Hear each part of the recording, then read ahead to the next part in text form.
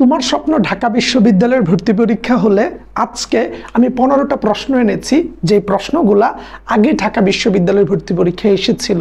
তুমি দেখো তো এই প্রশ্নগুলোর উত্তর করতে পারো কিনা, কিংবা কোন টেকনিকে প্রশ্নের উত্তর করে আসলে ঢাবিতে চান্স পেতে হয়। আজকের ভিডিওতে ধরে ধরে সবকিছু নিয়ে আলোচনা করব। আমরা আছি ঢাবি এক্সাম 2-তে। এর আগে 1 নাম্বার ক্লাসটা নিয়েছি, সেটা তুমি আমাদের ফেসবুক পেজেও পেয়ে যাবা, কিংবা ইউটিউব চ্যানেলের প্লে লিস্টে দেখতে পারবা। আমি যদি ফার্স্ট প্রশ্নটা দেই, had I heard the weather report, যদি আমি ওয়েদার রিপোর্টটা জানতাম তাহলে আমি কি করতাম। একটা জিনিস খেয়াল করে দিই, বা হ্যাড দিয়ে যদি কোনো বাক্য শুরু হয় তাহলে সেটা কন্ডিশনাল সেন্টেন্সের সিকোয়েন্সটা ফলো করলে সেটাকে আমরা থার্ড কন্ডিশনালে নিয়ে যাই। কিসে? থার্ড কন্ডিশনালে।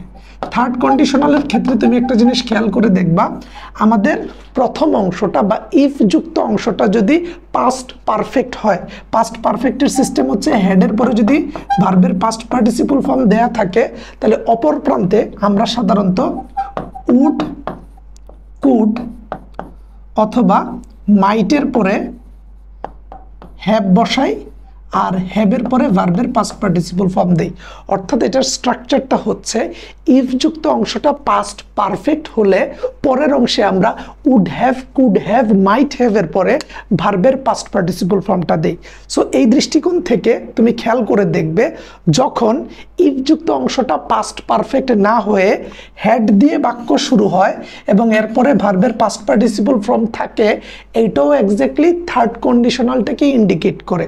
অর্থাৎ কন্ডিশনাল সেন্টেন্সের বা কন্ডিশনাল সিকোয়েন্সের কন্ডিশনাল সেন্টেন্সে আমরা যখন থার্ড কন্ডিশনালের স্ট্রাকচারটা দেখি, ঠিক একইভাবে হ্যাড দিয়ে বাক্য শুরু হলে তুমি সেম সিকোয়েন্সে থার্ড কন্ডিশনালের নিয়ম অনুযায়ী সেই বাক্যটাকে ফিল আপ করবা। তাহলে had I heard the weather report I would have taken an umbrella. অর্থাৎ যদি আমি ওয়েদার রিপোর্টটা দেখতাম তাহলে আমি একটা আমব্রেলা নিতাম। তাহলে খেয়াল করে দেখো, হ্যাড দিয়ে শুরু হয়েছে তাই থার্ড কন্ডিশনাল। আমরা কি করেছি? উড হ্যাভ, কুড হ্যাভ অথবা মাইট হ্যাভের পরে যদি ভার্বের পাস্ট পার্টিসিপল ফর্ম থাকে সেটাকে নিয়েছি। তাহলে এই প্রশ্নটা একটা কন্ডিশনাল বেসড সেন্টেন্স। তার মানে তুমি বুঝে গিয়েছো যে কন্ডিশনাল সেন্টেন্স থেকে আসলে হ্যাড দেয়া থাকলে সেটা থার্ড কন্ডিশনালের কাজ করে। পরের প্রশ্নটা দেখি, এটা কিন্তু ঢাবিতে এসেছিল। পরের প্রশ্নে বলা হচ্ছে a day on Mars. Mars মানে হচ্ছে মঙ্গল গ্রহের কথা বলা হচ্ছে। বলা হচ্ছে a day on Mars dash slightly than a day on earth. বলা হচ্ছে মঙ্গলের একটা দিন আমাদের পৃথিবীর চাইতেও বেশি লম্বা হয়। অর্থাৎ পৃথিবীতে একদিনে যত সময় লাগে মঙ্গল গ্রহে একদিন হতে তার চেয়ে বেশি সময় লাগে। তাহলে এটাকে আমরা একটু বিবেচনা করে দেখি যে আমরা উত্তর হিসেবে কি নিব। দেখো এখানে দেয়া আছে ক্যান বি অ্যাজ লঙ্গার, এখানে ক্যান বি অ্যাজ লঙ্গার দেয়া আছে, বাট আমাদের দুইটা আলাদা আলাদা গ্যাপ নিতে হবে, তাহলে এটা বাদ। এখানে বলা হচ্ছে এ ডে অন মার্স, আর এখানে দিছে আর। আমরা জানি কি যে প্রিপোজিশন যুক্ত অংশ কখনো সাবজেক্ট হয় না। তাহলে আমাদের এই বাক্যের সাবজেক্টটা হচ্ছে এ ডে। এটা যেহেতু সিঙ্গুলার তাই আমাদের ভার্বটা হবে ওয়াজ অথবা ইজ, কখনোই আর হবে না। ক্যান বি, এখানে তো কমা নাই তাই এটাও বাদ। তার মানে এই দুইটা বাদ, পরের দুইটার মধ্যে থেকে যে কোনো একটা উত্তর হবে। সেই ক্ষেত্রে দেখো a day on Mars dash longer এখানে দিয়েছে, বাট এইখানে দিয়েছে লং। সো তুমি একটু খেয়াল করে দেখো, দেন থাকা মানে এটা কম্পারেটিভ ডিগ্রি, আর কম্পারেটিভ ডিগ্রিতে আমরা জানি সাধারণত আর যুক্ত হয়। সো এই ক্ষেত্রে লং না হয়ে হবে লঙ্গার। সো এটা হবে সঠিক উত্তর। আর যেহেতু এখানে স্বাভাবিক ঘটনার কথা বলা হচ্ছে যে মঙ্গল গ্রহের একদিন সূর্য অপেক্ষা বা সূর্য না পৃথিবী অপেক্ষা বড় হয়, তাহলে স্বাভাবিক বা সত্য ঘটনার ক্ষেত্রে আমরা পাস্ট টেন্স নেই না, স্বভাবতই আমরা প্রেজেন্ট টেন্স ব্যবহার করি। বাট এইখানে আমার আরেকটা জানার বিষয় কি, যেটার মাধ্যমে আমি উত্তরটা বের করেছি, দেন থাকা মানে আমাকে কম্পারেটিভ ডিগ্রি নিতে হবে। সো সব দিক বিবেচনা করলে এটা হবে সঠিক উত্তর। সেম প্রশ্নটা ঢাকা বিশ্ববিদ্যালয়ে এসেছিল। প্রশ্ন পড়ার ক্ষেত্রে মাথা ঠান্ডা রেখে উত্তর করার টেকনিক বের করতে পারলে ঢাবি, রাবি, জাবি, জবি, গুচ্ছ, সাতকলে, জাহাঙ্গীরনগর সব কিছুতে চান্স পাওয়া সহজ। পরের প্রশ্নটা দেখো, বলা হচ্ছে my nephew chicken pox this weekend. বলা হচ্ছে এই সপ্তাহ শেষে আমার ভাতিজা চিকেন পক্স অর্থাৎ গুটি বসন্ত রোগ থেকে সুস্থ হয়েছে। তো এইখানে সঠিক উত্তর কোনটা নিবা। সো তোমাকে বুঝতে হবে এই প্রশ্নগুলো কি থেকে দেওয়া হয়েছে। প্রশ্নগুলো গ্রুপ ভার্ব কিংবা ফ্রেজাল ভার্ব থেকে দেওয়া হয়েছে। সো এখানে বলা হচ্ছে কেম round with, came along with, came down with, came over with. So রোগ মুক্তি লাভ করা কিংবা আরোগ্য লাভ করার ক্ষেত্রে আমরা সাধারণত কাম রাউন্ড ব্যবহার করে থাকি। কাম রাউন্ড মানে হচ্ছে আরোগ্য মুক্তি হওয়া কিংবা আরোগ্য লাভ করা, রোগ মুক্তি হওয়া, এই অর্থে ব্যবহার করি। তাহলে এই প্রশ্নের উত্তরটা কি হবে? My nephew came round with chicken pox this weekend. প্রশ্নটা কোথা থেকে এসেছে এবং কেন উত্তর করেছি, এই দুইটা জিনিস যে যত তাড়াতাড়ি বুঝবে তার জন্য ঢাকা ইউনিভার্সিটির ভর্তি পরীক্ষাটা ক্র্যাকডাউন করা খুবই ইজি। আমাদের ক্লাসগুলো খুবই গুরুত্বপূর্ণ। তোমার বন্ধু বান্ধবকে যদি মনে করো এই ক্লাসের কমেন্টে মেনশন দিলে তারা লাভবান হবে, তুমি একটু মেনশন করে দাও, তারা দেখলে উপকৃত হবে।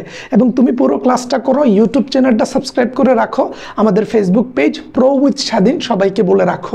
তারপরের প্রশ্নটা দেখো, বলা হচ্ছে there's paper dash the floor, please put it dash the basket বা দ্য ওয়াজ বাস্কেট। তাহলে খেয়াল করে দেখো, there's dash paper the floor. তাহলে কোনো কিছুর সাথে লাগালাগি অবস্থায় উপরে বোঝাতে আমরা অন ব্যবহার করি। ধরো তুমি বললা দ্য পেন ইজ, কি হবে এটা? অন মাই হ্যান্ড, অর্থাৎ আমার হাতের উপরে কলম আছে। সো এই যে আমার হাতের সাথে কলমটা লাগালাগি অবস্থায় আছে, তাই এটাকে অন বলা হয়। টেবিলের উপর যদি বই রাখা হয় সেটাকে বলা হয় অন দ্য টেবল, কারণ ওই বইটা আর টেবিলটা লাগালাগি অবস্থায় থাকে। কোনো কিছু যদি কোনো কিছুর উপরে এরকম লাগালাগি অবস্থায় থাকে তাহলে অন বসে। কোনো কিছু যদি অনেক উপরে থাকে সেটাকে আমরা সাধারণত বলে থাকি অ্যাবোভ। ধরো আমরা বলতে পারি কি, the light is above my head, অর্থাৎ আমার মাথার অনেক উপরে বাল্ব বা লাইট আছে। আবার উপরে গতিশীল কোনো কিছু বোঝালে ওভার বোঝানো হয়। যেমন তুমি বললা পাখিটি আমার মাথার উপর দিয়ে উড়ে গেল, তাহলে তুমি কি বলবা? The bird is flying over my head. অর্থাৎ কোনো কিছু উপর দিয়ে গতিশীল বোঝালে ওভার, কোনো কিছু উপরে স্থির বোঝালে অ্যাবোভ, কোনো কিছু একেবারে লাগালাগি অবস্থায় উপরে থাকলে অন। তাহলে সেই দৃষ্টিকোণ থেকে আমরা প্রথমটার উত্তর পাচ্ছি অন। তাহলে এই দুইটাতে হবে সঠিক উত্তর, প্রথম এবং শেষেরটা বাদ। আমরা এইভাবে বাদ দিয়ে দিয়ে উত্তর করা শিখব। তারপরে আমরা দেখি আছে ওভার, আছে এট। সো এই দুইটা তো বাদ। আছে অন ইন, আছে on at. Please put it dash the was basket. তাহলে এখানে তুমি চিন্তা করো, please put it in the, এটা ওয়াজ বাস্কেট না, এটা হবে ওয়াস্ট হবে মনে হয়, বা ওয়েস্টেজ এরকম কিছু হবে একটা, যে put it in the basket হবে আর কি, বা ওয়েস্টেজ বাস্কেট বা ওয়াস্ট বাস্কেট এরকম কিছু একটা হবে। সো এইটা বাস্কেটের মধ্যে ফেলো। সো তুমি যখন বলবা যে এটা মানে বালতির মধ্যে ফেলো, এটা বাকেটের মধ্যে ফেলো, এটা বাস্কেটের মধ্যে ফেলো, সো মধ্যে বোঝাতে আমরা সাধারণত ইন ব্যবহার করে থাকি। তাহলে এই প্রশ্নের উত্তরটা হবে অন এবং ইন। কিভাবে বুঝলাম? কোনো কিছুর উপরে লাগালাগি অবস্থায় অন, কোনো কিছুর ভিতরে বোঝাতে সাধারণত ইন। এইভাবে যদি বুঝে বুঝে তুমি প্রায় 750টা ইংরেজি প্রশ্ন সলভ করো, তাহলে তোমার কি ঢাকা বিশ্ববিদ্যালয়ের ভর্তি পরীক্ষায় অনেক টাফ হবে? ঠিক একইভাবে তুমি যদি বুঝে বুঝে সাধারণ জ্ঞান প্রশ্ন 1500 সলভ করো ব্যাখ্যা সহকারে, তোমার কি ঢাবির ভর্তি পরীক্ষায় কঠিন কিছু হবে? তুমি যদি হিসাব বিজ্ঞান প্রশ্ন এরকম বুঝে বুঝে প্রায় 700-র মতো সেট মানে পরীক্ষা দিয়ে জাজ করো, তাহলে তোমার কি হচ্ছে বেশি একটা প্রবলেম হবে না। তাই তোমাদের কথা মাথায় রেখে আমরা নিয়ে এসেছি ঢাবি এক্সাম ব্যাচ। যেই এক্সাম ব্যাচে আমরা টোটাল 50টা পরীক্ষা নিব একেবারে ঢাবির মতো করে প্রশ্ন দিয়ে, এবং সেইখানে পরীক্ষায় প্রশ্ন থাকবে 60টা। ঢাকা বিশ্ববিদ্যালয়ে 60টা প্রশ্ন থাকে না, যেমন বাংলার 15টা, ইংরেজির 15টা, সাধারণ জ্ঞানের 30টা, সি ইউনিটে বাংলার 12, ইংরেজির 12, তারপর হিসাব বিজ্ঞানের 12, ম্যানেজমেন্ট 12, মার্কেটিং এবং ফিনান্সের থাকে 12। 60টা এমসিকিউ থাকে। আমরা পরীক্ষায় 60টা এমসিকিউ দিব। প্রশ্নগুলো বানিয়েছি আমরা ঢাবিয়ানরা, যারা রিসার্চ করে 10-15টা বই থেকে তথ্যগুলোকে একত্র করে পরীক্ষায় আসার মতো 60টা এমসিকিউ বানিয়েছি একটা পরীক্ষার জন্য। মোট আমরা পরীক্ষা নিব 50 বার, অর্থাৎ টোটাল 3000 প্রশ্নের পরীক্ষা নিব আমরা তোমাদের জন্য। এবং প্রতিটা প্রশ্নের আমি যেভাবে ব্যাখ্যা করে দিচ্ছি ব্যাখ্যা দেয়া থাকবে। তোমরা বলবা যে ভাই একটা নমুনা দেন। এই হচ্ছে আমাদের 3000 প্রশ্ন, এখানে একেবারে সব প্রশ্ন দেয়া আছে। এই 3000 প্রশ্নের মধ্যে আমরা প্রতিটা প্রশ্নকে একেবারে সুন্দর করে ব্যাখ্যা করে দিয়েছি। আমি যদি তোমাদেরকে একটু দেখাই, এইটা ধরো আমাদের একটা প্রশ্ন। সো এই প্রশ্নের মধ্যে ধরো শুরুর একটা প্রশ্ন যদি আমরা দেখি, কোন যুগে বিদ্রোহী কবিতার মধ্য দিয়ে এক প্রাতিবিম্বিক কবিকণ্ঠের আত্মপ্রকাশ ঘটে? উত্তর ঘ, রবীন্দ্র যুগে। দেখো, বিদ্রোহী বাংলা সাহিত্যের একটি শ্রেষ্ঠ কবিতা। রবীন্দ্র যুগে এই কবিতার মধ্য দিয়ে এক প্রাতিবিম্বিক কবিকণ্ঠের আত্মপ্রকাশ ঘটে। তারপরে এখানে দেখো, মাজারের পাশে দাঁড়িয়ে রহিমা কার জন্য শক্তি প্রার্থনা করে? উত্তর হচ্ছে হাসুনির মার জন্য। নিচে দেখো, হাসুনির মাটা আসলে কে? হাসুনির মা হচ্ছে তাহের কাদেরের বোন। এই উপন্যাসের দুস্থ দরিদ্র ও বিধবা নারী মজিদের দেয়া হাসুনি মায়ের শাড়িটির রং ছিল বেগুনি। তাহলে খেয়াল করে দেখো, এখানে তুমি একটা প্রশ্ন পড়তে যে হাসুনির মা কে, তার আসলে অবস্থান কি, সে আসলে মজিদের কোন রঙের শাড়িটি পরেছিল, আসলে তাকে কে শাড়ি দিয়েছিল, কতটা তথ্য জানতে পারছো। তো আমাদের প্রতিটা প্রশ্নে এরকম ব্যাখ্যা দেয়া থাকে। ধরো তুমি একটা ইংরেজি প্রশ্ন পড়ছো, সেই ইংরেজি প্রশ্নটা কেন হচ্ছে সেটার ব্যাখ্যাটা তুমি পেয়ে যাবা। এই যে ধরো, তুমি একটা প্রশ্ন পড়ার পর নিচে ব্যাখ্যাটা দেয়া আছে যে এখানে কেন ইনসিস্টের পরে অন হলো, কারণ ইনসিস্টের পরে অন থাকলে ভার্বের সাথে আইএনজি হয়। উপরে আমরা গোয়িং দেখছি, মাই গোয়িং, তাই এর আগে ইনসিস্ট আছে, মধ্যে সাধারণত অন বসে, কারণ ইনসিস্ট অনের পরে ভার্বের সাথে আইএনজি। আবার যদি তুমি সাধারণ জ্ঞানের একটা ব্যাখ্যা দেখো, তাহলে মোটামুটি অবাক হয়ে যাবে যে আমরা কত তথ্য গুছিয়ে দিয়েছি। ধরো এখানে যদি একটা প্রশ্ন দেখো, বিশ্বের দীর্ঘতম প্রাচীন খাল কোনটি? গ্র্যান্ড খাল। এই যে দেখো, গ্র্যান্ড খাল চীনের বেইজিংয়ে অবস্থিত, যেটা প্রশ্নে নেই আমরা দিয়ে দিয়েছি। এটা উদ্বোধন করা হয় 7ম শতাব্দীতে। দৈর্ঘ্য হচ্ছে তোমার প্রায় 1770 কিলোমিটার, প্রস্থ 36 মিটার, গ্র্যান্ড খালের গভীরতা 11 মিটার। তার মানে একটা প্রশ্ন পড়ার সাথে সাথে কতটা তথ্য পাচ্ছ দেখো। ডেইলি মিরর পত্রিকা কোথা থেকে প্রকাশিত হয়? উত্তর খ, লন্ডন। তারপরে দেখো নিচে কি বলা হচ্ছে, the Guardian, the Times, the Sun, the Independence যুক্তরাজ্যের পত্রিকা। আবার Herald Tribune, Asian Week, the New York Times, the Wall Street Journal, তারপর হচ্ছে ইউএসএন টুডে, এগুলো যুক্তরাষ্ট্র থেকে প্রকাশিত।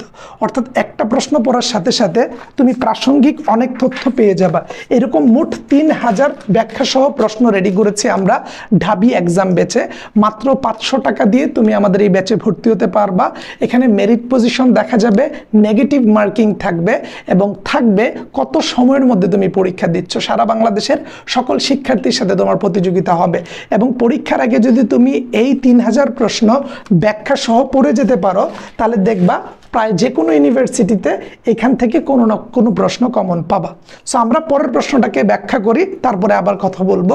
দেখো এখানে বলা হচ্ছে, do you know the name of dash artist who painted this portrait? তাহলে এখানে কি হবে?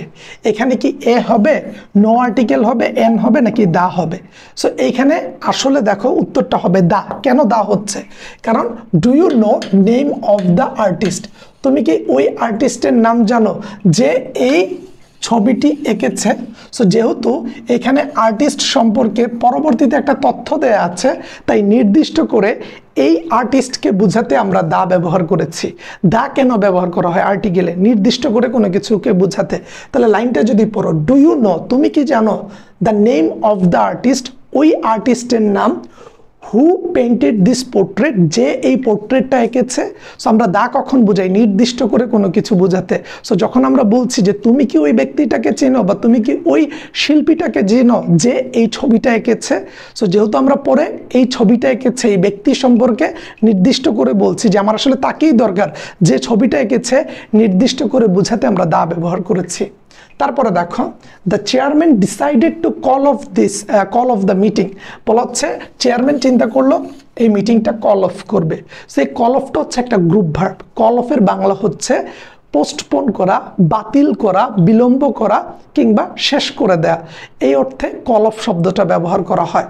সো আমরা যদি এইখানে দেখি যে কল অফ মানে কি ব্যবহার করা হচ্ছে, পোস্টপোন আছে, অ্যাডভান্স আছে, ক্যান্সেল আছে, ডিসমিস আছে।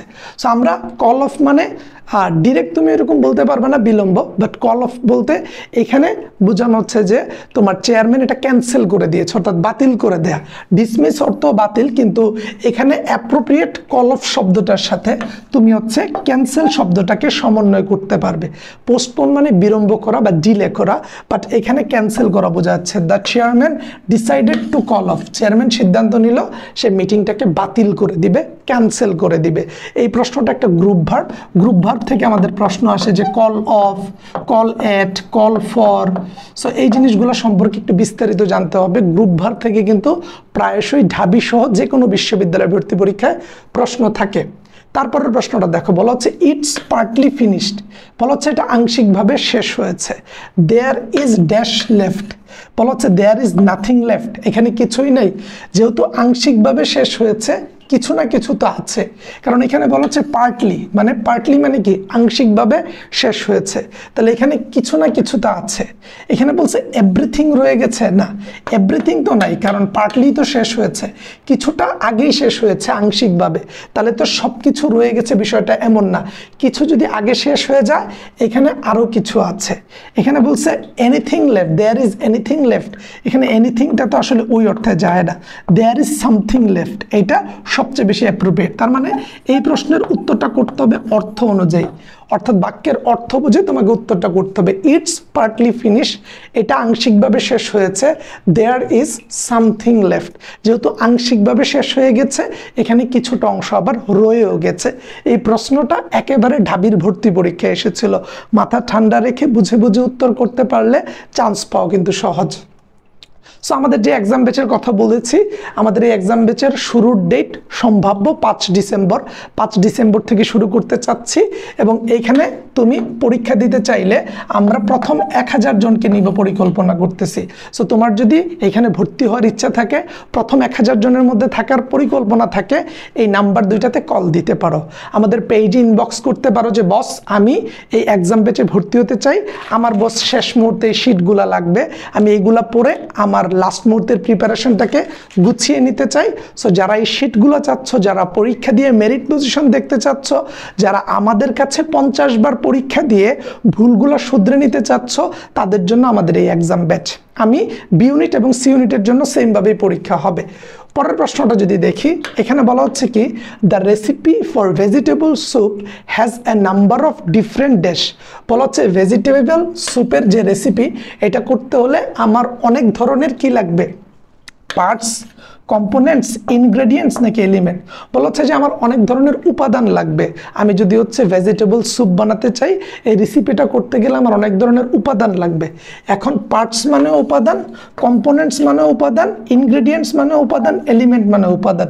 বাট মাথায় রাখতে হবে, আমরা উপকরণ বা উপাদান অর্থে যখন শাকসবজির বিষয়টাকে মাথায় রেখে কোনো কিছু বলবো, তখন এটাকে ইনগ্রেডিয়েন্ট বলা হয়। অর্থাৎ রান্না বাড়ার জন্য আমার কিছু ইনগ্রেডিয়েন্ট দরকার, তখন তুমি বলতে পারবা না আমার কিছু কম্পোনেন্টস দরকার, কিছু পার্টস দরকার, কিছু এলিমেন্টস দরকার। এগুলো আলাদা আলাদা সেক্টরে ব্যবহার হয়। বাট রান্না বাড়ার কাজে কোনো উপাদান বা উপকরণ অর্থে ইনগ্রেডিয়েন্ট কথাটার ব্যবহার করা লাগে। এই জিনিসটা কি তুমি জানতে?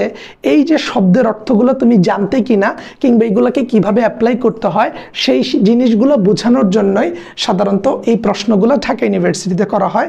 এই প্রশ্নটা ঢাকা বিশ্ববিদ্যালয়ের ভর্তি পরীক্ষায় এসেছিল। তারপরে দেখো, by the middle of 21st century, আমরা যদি by the middle of 21st century অর্থাৎ বাই প্লাস টাইম, বাইয়ের সাথে যদি কখনো টাইম যুক্ত করা হয়ে থাকে, তাহলে সেই সেন্টেন্সটা সাধারণত ফিউচার পারফেক্ট টেন্স হয়। Future perfect tense, future perfect টেন্সের উদাহরণটা বা রুলটা কি, উইল হ্যাভের পরে ভার্বের পাস্ট পার্টিসিপল ফর্ম বসে।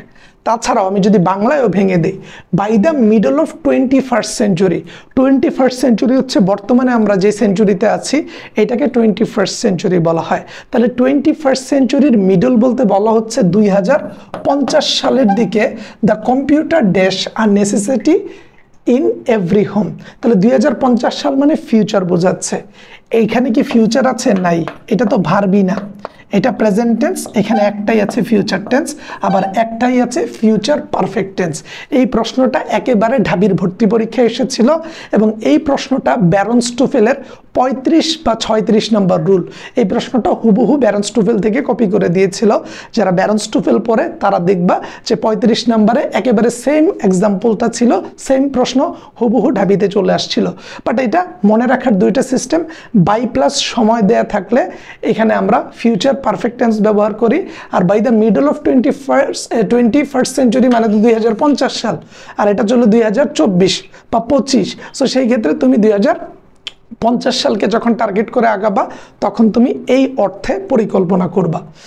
তারপরে দেখো বলা হচ্ছে অল দ্য রিসার্চার্স, এখানে দেখো এখানে হ্যাড হোপড দ্যাট, এটা হচ্ছে ব্যারনস্টোফেলের 36 নাম্বার স্ট্রাকচারটা বা 37 এরকম। তাহলে দেখো আমরা জানি হ্যাড হোপড দ্যাট থাকলে আমরা পরের অংশে উড প্লাস ভার্বের প্রেজেন্ট ফর্ম বসাই, এটাই হচ্ছে রুল। হ্যাড হোপড দ্যাট থাকলে উড প্লাস ভার্বের প্রেজেন্ট ফর্ম বসে, হ্যাড হোপড দ্যাট থাকলে উড প্লাস ভার্বের প্রেজেন্ট ফর্ম বসে, হ্যাড হোপড দ্যাট থাকলে উড প্লাস ভার্বের প্রেজেন্ট ফর্ম বসে, হ্যাড হোপড দ্যাট থাকলে উড হ্যাভ প্লাস ভার্ব বা উড প্লাস ভার্বের প্রেজেন্ট ফর্ম থাকে। সো এখানে আমরা দেখছি হ্যাড হোপ দ্যাট আছে, তার মানে উড প্লাস ভার্বের প্রেজেন্ট ফর্মটাকে আমরা বসায় দিলে আমাদের উত্তরটা হয়ে যাচ্ছে। এখন ধরো আমরা এই রুলসটা জানি না, ধরো তুমি ব্যারনস্টোফেল পড়ো নাই, এই রুলসটা জানি না, তাহলে কি আমি উত্তর করতে পারবো না? পারবো। সিস্টেমটা দেখো, উত্তর করা অপশন থেকেই করা যায়। হ্যাড হোপড দ্যাট, এই হ্যাড হোপড মানে এটা একটা পাস্ট পারফেক্ট টেন্স। কি টেন্স? Past perfect tense. তাহলে চলো, একটা যদি পাস্ট পারফেক্ট থাকে তাহলে অন্যটা কি প্রেজেন্ট টেন্স হবে? কখনোই না, তাহলে বাদ। একটা যদি পাস্ট পারফেক্ট থাকে আরেকটাও কি পাস্ট পারফেক্ট হবে না? কারণ দুইটাই পাস্ট পারফেক্ট আমরা কখনো বসাইতে পারি না। এইটা ফিউচার টেন্স, এটাও হবে না, তাহলে এটাই উত্তর। দেখো তুমি যেভাবেই ক্যালকুলেশন করবা উত্তর তোমার সেটাই হবে যেটা আমি বলছি। তোমাকে ঢাবির ব্যাচের মতো এরকম যখন আমরা অসংখ্য টেকনিকে ঢাকা বিশ্ববিদ্যালয়ের ভর্তি পরীক্ষায় উত্তর করার প্রসেস, সিস্টেম বা সিকোয়েন্স শিখাবো, তুমি কেন ঢাবির ভর্তি পরীক্ষায় ইংরেজিতে আটকে যাবা? তুমি কেন ঢাবির ভর্তি পরীক্ষার দিন বলবা যে ভাইয়া আমার মাথায় ঢুকতেছে না? সো তোমার জন্য কোনো ধরনের পেইন না হয়, তুমি যেন সহজেই উত্তর করতে পারো, তাই আমাদের সকল চেষ্টা। পরের প্রশ্নটা নিয়ে যদি কথা বলি, দেখো বলা হচ্ছে ফাইন্ড এ সিনোনিম অফ টেনাসিয়াস। টেনাসিয়াস মানে হচ্ছে নাছোড়বান্দা, জেদি, সে যা বুঝছে তা, গুরামি টাইপের লোক, সে আর কারো কথা শুনবে না। সো এইটার সিনোনিম কোনটা? পেশেন্ট মানে হচ্ছে ধরো আমরা বলি না পেশেন্স, ধৈর্য বোঝায়। হার্ডওয়ার্কিং মানে পরিশ্রমী। স্লিপারি নাকি ফার্ম? ফার্ম মানে হচ্ছে দৃঢ়, শক্ত। টেনাসিয়াস নাছোড়বান্দা টাইপ। সো এই প্রশ্নটা বিগত বছরে ঢাকা বিশ্ববিদ্যালয়ের ভর্তি পরীক্ষায় এসেছিল। পরের প্রশ্নটা দেখি, দেখো এখানে বলা হচ্ছে লাইক ফুলিশ পিপল, বোকা লোকদের মতো, who continue to live near an active volcano, যে সাধারণত মানে সক্রিয় আগ্নেয়গিরির কাছে থাকে। মেনি অফ আস আর, আমাদের মধ্যে অনেকেই, ওরিড আমরা চিন্তিত থাকি, about the possibility of atomic war face and its attendance destruction, নাকি many of us are unconcerned, আমরা আসলে সচেতন থাকি না, about the threat of atomic war face and its attendant destruction. So এখানে সঠিক উত্তরটা হবে আমাদের এই 2 নাম্বার অপশনটাই, কারণ আমরা তো এক্সাইটেড থাকি না, চিয়ার্ডও থাকি না, এই দুইটা বাদ শুরুতে। অর্থাৎ যারা অ্যাক্টিভ ভলকানো মানে হচ্ছে তোমার মানে সক্রিয় আগ্নেয়গিরি, যেখানে হচ্ছে লাভা বেরোতে পারে যে কোনো সময়, এইটার কাছে যারা থাকে তারা কি সবসময় এক্সাইটেড থাকে, খুব আনন্দে? তারা কি চিড থাকে নাকি তারা একটা ভয়ে থাকে, তারা একটা চিন্তিত অবস্থায় থাকে? সো সেই ক্ষেত্রে ওরিড অথবা কনসার্নড হতে পারে। সো এখানে ওরিডটা ঠিক ছিল, কিন্তু পসিবিলিটিটা এখানে একটা ব্যাকআপ ওয়ার্ড হিসেবে বসেছে। সো আমরা এখানে বলতে পারি এইটা মেনি অফ আস আর আনকনসার্নড, আমাদের মধ্যে অনেকেই আছে যারা সক্রিয় আগ্নেয়গিরির কাছে থাকে, তারা আনকনসার্নড থাকে, তারা আসলে সচেতন থাকে না। অ্যাবাউট দ্য থ্রেট অফ অর্থাৎ ক্ষতির সম্ভাবনা, অ্যাটমিক ওয়ারফেস অর্থাৎ অ্যাটমিক ওয়ারফেসের ক্ষতির সম্ভাবনা সম্পর্কে সে সচেতন থাকে না, অ্যান্ড ইটস অ্যাটেন্ডেন্ট ডিস্ট্রাকশন, এবং এটার উপস্থিতিতে যে বিশাল একটা ধ্বংসযজ্ঞ হতে পারে সেটা নিয়ে আমরা সতর্ক থাকি না, এই অর্থে ব্যবহার করা হয়েছে। সো অনেক ক্ষেত্রে তুমি শুধু গ্রামার দিয়ে উত্তর করতে পারবে এমন না, তোমাকে বাক্য পড়ে সেই বাক্যর অর্থ অনুযায়ী কেন উত্তরটা হচ্ছে সেটা বুঝতে হবে। অর্থাৎ বাক্য এবং শব্দের অর্থ অনুযায়ী লাইন পরে সঠিক উত্তরটাকে টিক দিয়ে আসতে হবে। তারপরের প্রশ্ন দেখো, which word is spelled correctly? কোনটা কারেক্টলি স্পেলড করা হয়েছে? সেটা হচ্ছে হাইপোকন্ড্রিয়াক। এখানে রেনেসাস বানান ভুল আছে, আইডিওসিনক্রেটিক এবং হচ্ছে বলা হচ্ছে যে তোমার ইনকনভেনিয়েন্স। সো এই ক্ষেত্রে হাইপোকন্ড্রিয়াক এই স্পেলটা কারেক্ট আছে, বাকি তিনটা ভুল। স্পেলিংয়ের ক্ষেত্রে বিগত বছরগুলোতে বিভিন্ন পাবলিক বিশ্ববিদ্যালয়ের ভর্তি পরীক্ষায় আসা সবগুলো প্রশ্ন যদি বুঝে বুঝে সলভ করতে পারো, তাহলে তার মধ্যে থেকেই কোনো না কোনো প্রশ্ন আসবে, এর বাইরে থেকে প্রশ্ন আসার সম্ভাবনা কম। What's the synonym of exhausted? Exhausted মানে ক্লান্ত, পরিশ্রান্ত, অবসাদগ্রস্ত বোঝায়। তাহলে প্লেন্টি মানে প্রচুর, স্টোরড মানে হচ্ছে জমা করা বা সংগ্রহ, অ্যানিমেটেড মানে হচ্ছে প্রাণবন্ত, আর ড্রেইনড মানে হচ্ছে অবসাদগ্রস্ত, ক্লান্ত, একেবারে জীবন চলে না অবস্থার মতো একটা সিচুয়েশন। তাহলে এইটা হবে সঠিক উত্তর। এই সেম প্রশ্নগুলো কিন্তু ঢাবির ভর্তি পরীক্ষায় বিগত বছরে এসেছে।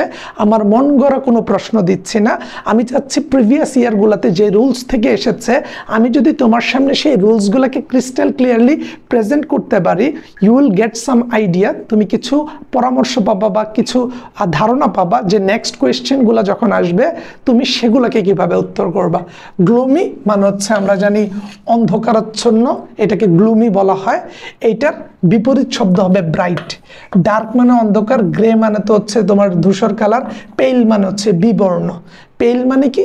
বিবর্ণ। সো সেই ক্ষেত্রে আমরা ব্রাইটটাকে নিব, যে প্রাণবন্ত, গ্লুমি, ব্রাইট। সো এই ছিল আমাদের আজকের 15টা প্রশ্ন। আশা করি ক্লাসটা ভালো লেগেছে।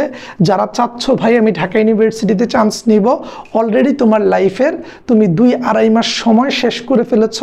লাস্ট 2 মাস সময় যে যত গুছিয়ে প্রস্তুতি নিবে তার চান্স পাওয়া তত সহজ হবে। সো যারা ভর্তি হবে, যারা আমাদের এক্সাম বেচে পরীক্ষা দিবে, তাদের জন্য এই প্রশ্নগুলো তো আমরা দিয়ে দিচ্ছি, এবং এই 3000 শীট, এই 3000 প্রশ্নের শীট যারা পড়বে এবং সাথে যে তথ্যগুলা যুক্ত করা আছে, এর বাইরে থেকে প্রশ্ন আসার সম্ভাবনা খুবই কম। তোমাদের সবার সাথে দেখা হবে এক্সাম বেচে।